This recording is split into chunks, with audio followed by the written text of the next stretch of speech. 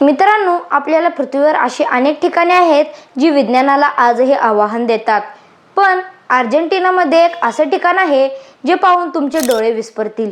याला एल ओजो म्हणजे डोळा असे म्हणले जाते. नमस्कार, मी श्लोकराज कीर्तिराज जाधव तुमचं अभिनव कट्टा या यूट्यूब चॅनलवर सहर्ष स्वागत करतो. व व्हिडिओ सुरू करण्यापूर्वी तुमच्या लहान मित्राच्या चॅनलला लाईक, शेअर व सबस्क्राईब करायला विसरू नका व फॉलो देखील करा. चला तर मग समजून घेऊया. शास्त्रज्ञांच्या मते हे बेट नैसर्गिक प्रवाहामुळे निर्माण झाले असावे.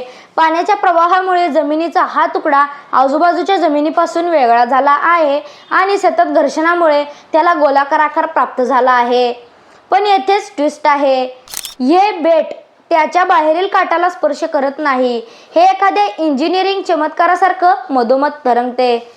तिथलं पाणी आश्चर्यपणे स्वच्छ आणि थंड आहे, जे आजूबाजूच्या दलदलीच्या साचलेल्या पाण्यापेक्षा पूर्णपणे वेगळे आहे. तसेच हे बेट त्या तलावावर तरंगतंय जे तळ खूप कडक आणि घट्ट आहे.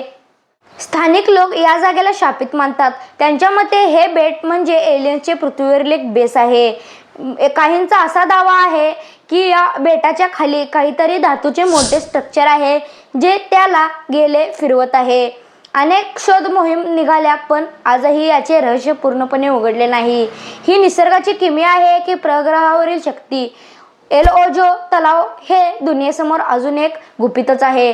तुम्हाला काय वाटते? कॉमेंट्समध्ये तुमचे मत नक्की कळवा आणि अशाच नवनवीन रहस्याच्या बातम्यांसाठी अभिनव कट्टा याला फॉलो करायला विसरू नका. धन्यवाद.